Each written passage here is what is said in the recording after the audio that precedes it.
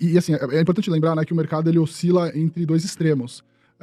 Às vezes fica muito, muito otimista e às vezes fica muito, muito pessimista. Então quando você vê que tá todo mundo falando mal, que assim, que o Brasil vai quebrar, que o governo não vai ser responsável, que o Congresso não vai ser forte o suficiente para aguentar a pressão do governo, que o Banco Central do Brasil vai ter que manter a taxa de juros mais alta por mais tempo, assim. Você começa a fazer escrever no livrinho, assim, hoje. Você escreve hoje no livrinho quais são as principais headlines, né? E você pega 4 meses atrás quais eram as principais headlines e compara, você fala assim, putz, aqui tinha um pessimismo extremo.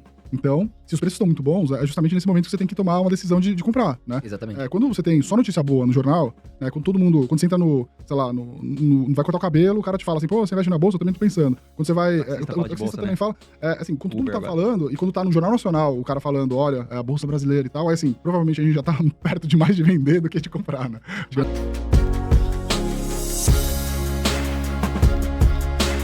A Bolsa de Valores, desde março, entre março e julho, teve uma alta significativa, vamos falar 25%. Em agosto, a gente viu alguns pregões, 11, 12 pregões de quedas consecutivas. 13, né, no final? 13? Foram 13, né? 13 foram 13. Justamente 13 de Lula. Aí um subiu e aí um caiu de novo. Cara, mas o que aconteceu? Por que a gente teve essa alta aí, 25%, agora a gente teve uma correção? O que tá acontecendo? E o que vocês acham que vai acontecer daqui pra frente?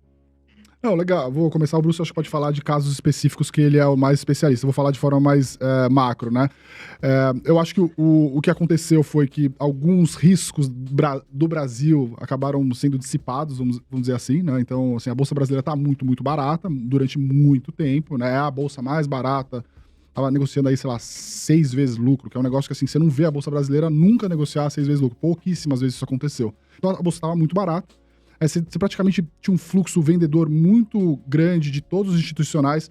Você pega os números de quanto do dinheiro saiu da Bolsa e foi para aqueles ativos de renda fixa, né? O CDB, LCA, LCI, assim, é um número bizarro, assim. Foram tipo mais 400 bilhões de reais, né? Falaram em R$1 trilhão. É muita grana, muita grana. É muita grana. E só eu digo nesses meses, né? Então, assim, a Bolsa tava muito largada, né? Muito largada. E assim, acho que alguns riscos começaram a ser dissipados, né? Primeiro, um risco que é um risco fiscal, acho que foi dissipado aí, que é uma história do arcabouço, que não é um arcabouço que a gente gosta, que a gente acha um arcabouço que é um calabouço, que a gente vai descobrir isso mais lá na frente. Mas pelo menos não é aquela história do começo do ano que o Lula falava que investimento não é gasto, que teto de gastos não serve para nada, etc e tal, que ia usar o BNDES, que ia usar o Banco do Brasil. Então, assim, tirou um pouco esse risco extremo, né? E eu acho que a questão também dos juros, né? Como tirou esse risco, a questão dos juros, o juro chegou a bater lá, o juro futuro de 10 anos, né? Chegou a bater 13%, depois esse juro saiu de 13 para 10. E é muito legal pro pessoal que quer tentar entender como é que funciona o negócio de bolsa, é assim, se você tem um juro de 13, de 10 anos, né? Que é mais ou menos a duration da bolsa que a gente fala, né? Se ele sai de 13 para 10, são 3% em 10 anos. É quase 30%, né, de prêmio, de custo de oportunidade que você traz para valor presente. Então, assim, basicamente, quando o juro sai de 13 e vai para 10, quer dizer que a bolsa deveria pelo menos subir 30%, né? Porque o custo de oportunidade, né, reduziu drasticamente. Então, assim, dizendo de uma forma assim, bem curta, assim, acho que foram principalmente esses pontos. Eu acho que o Bruce pode também contar um pouco da questão das empresas da bolsa, especificamente, que ajudaram nessa alta, né? Que Petro, Banco do Brasil, que foram as empresas que acabaram contribuindo mais para essa alta ao longo do tempo, né? Boa, eu tava até discutindo com um cliente nosso lá do Clube Nord. Ele falou, cara, acho que você tá otimista demais. Falei, putz, eu não tô otimista, né? Mas se o juro cair, a bolsa vai subir, porque o juro tá alto demais. É o maior juro do mundo, o maior juro real do mundo e tudo mais. E a nossa bolsa tá barata demais, tá no menor múltiplo da história, tá muito barata em relação ao próprio Brasil dos últimos 15 anos, e tá muito barato em relação a qualquer outra bolsa do mundo. Então, assim, a bolsa não tá subindo porque o pessoal tá vendo, tá surgindo um otimismo. Não, zero otimismo. A bolsa tá subindo porque ela tá sendo empurrada pra cima pelo juro caindo. É tipo assim, cara, não dá pra negociar a um múltiplo menor, né? Não dá pra cair mais. Então, ela subiu um pouco. Esse negócio é interessante, né? No primeiro semestre, Petrobras e Banco do Brasil subiram bem. Até porque o mercado estava muito pessimista, com o governo também atrapalhando, digamos assim, a lucratividade das duas empresas. E aí, quando o Congresso começou a segurar, o mercado falou, cara, então o governo não vai conseguir, digamos, atrapalhar tanto a Petrobras e Banco do Brasil, e as ações subiram forte, né? Foi até a Petrobras subiu 50%, sei lá, no primeiro semestre, um negócio assim. Então, assim, putz, muito otimismo, a bolsa tá subindo e tal. Tem muita gente achando, não, a bolsa subiu muito, tá cara, 120 mil pontos. Falei, cara, não, porque os resultados das empresas subiram também, né? Então a bolsa, na verdade, ainda tá muito barata e assim, tem zero otimismo no resultado da bolsa, né? Nos múltiplos que a bolsa negocia hoje. Assim, é importante lembrar, né, que o mercado ele oscila entre dois extremos.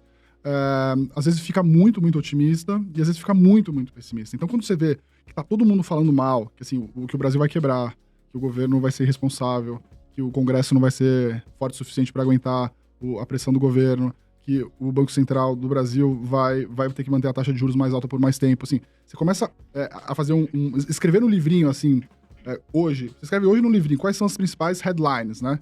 E você pega 4 meses atrás quais eram as principais headlines e compara, você fala assim, putz, aqui tinha um pessimismo extremo. Então, se os preços estão muito bons, é justamente nesse momento que você tem que tomar uma decisão de comprar, né? Exatamente. Quando você tem só notícia boa no jornal, né, quando você entra no, sei lá, vai cortar o cabelo, o cara te fala assim, pô, você investe na bolsa, eu também tô pensando. Quando você vai... O taxista também fala... assim, quando todo mundo tá falando, e quando tá no Jornal Nacional, o cara falando, olha, é a Bolsa Brasileira e tal, aí assim, provavelmente a gente já tá perto demais de vender do que de comprar, né? Agora a Bolsa, vamos falar, tá num PL hoje de 8, se eu não me engano, né?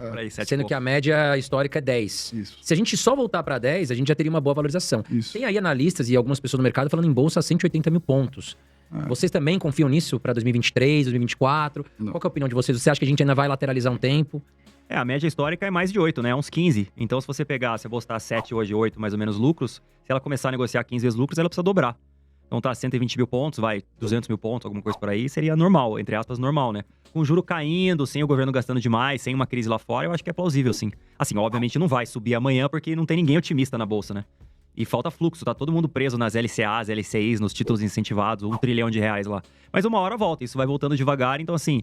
Não é um absurdo pensar na bolsa em 180, 150, 180, 200 mil pontos. E os gringos também tiraram bastante dinheiro daqui, né? Entraram pesado aqui em março, abril, maio.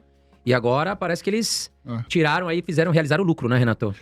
É que assim, o gringo, ele tenta entrar no Brasil, qualquer coisinha que ele manda de dinheiro, que pra eles é nada, né? Movimenta muita coisa, assim. Se você for olhar, o gringo investiu 70 bi de real, sei lá, quanto foi esse ano? 70 bi, mais ou menos? Deve ser. Não sei de cabeça. Mas Eu não lembro. Eu posso ver aqui depois, mas 70 bi, assim, pra eles, assim, não é nada. Né? A nada. Apple vale mais que a bolsa inteira brasileira, né? Não, vale 3 vezes mais. Volta a troco. Só a Apple, né? Só a Apple. A bolsa brasileira vale $1 trilhão, eu acho. E a Apple já tá valendo $3 trilhões. Né? Então, é muita coisa. Assim, o gringo, ele tá subalocado em Brasil há muito tempo. Se ele quer voltar só um pouquinho, ele tem lá do portfólio do mundo, tem 0,30% do Brasil. Você fala assim, pô, acho que eu vou comprar um pouquinho de Brasil, eu vou pra 0,40. Aí, assim, entra uma tonelada de dinheiro e, assim, é por isso... Fluxo infinito pra gente. Infinito, né? Só que, se você for olhar historicamente, o Brasil, nos últimos 10 anos, vem cada ano que passa perdendo participação na carteira de investimentos do investidor global. Quando você olha imagina assim, você olha a carteira de todo mundo no mundo. O Brasil acho que chegou a ser 3%, hoje deve ser 0,5%. Assim. Então a gente vem perdendo participação na carteira do investidor global ao longo de vários anos. Por que isso, Renato, você diria? Porque assim, a Bolsa Brasileira não se desenvolveu na velocidade que várias outras bolsas do mundo se desenvolveram. Se você for olhar para a Bolsa hoje no Brasil, 500 empresas é muito pouco. Nos Estados Unidos é o quê? 8 mil, por aí, empresas listadas? Mais. Então assim, a Bolsa Brasileira, até por conta do juro alto, muitas empresas também, quando você está num extremo bull market, os bancos estão loucos para enfiar qualquer coisa na bolsa, porque dá uma comissão muito alta. E aí entra um monte de coisa que depois vira pó. Entendeu? Como aconteceu agora, né, nesse último ciclo, 2021, 20 e tal. Então, quando você tá num momento de euforia, né, o mercado aceita tudo. E aí entra um monte de empresa na bolsa que não deveria entrar. Né? E eu acho que o problema é esse do Brasil. Como os nossos ciclos são muito recorrentes, hora a gente tá muito pessimista, hora a gente tá muito otimista. Nos mercados mais desenvolvidos, os ciclos são mais longos, né? A gente teve juro cadente nos países desenvolvidos durante 20 anos. Então ele faz assim, ó, ele sai lá de 8, vai pra 5, sobe um pouquinho, mas assim, é juro cadente e um juro... é um juro baixo, isso, exatamente. Aqui no Brasil, assim, saiu de 17, foi pra 12, né? Depois voltou pra 13, depois foi pra 6, aí depois voltou pra 14. Chegou a 2, né? Aí chegou a 2, agora tá 14 de novo. Então, assim, cara, assim, os negócios, tipo... E aí, tem uma coisa boa e uma coisa ruim disso.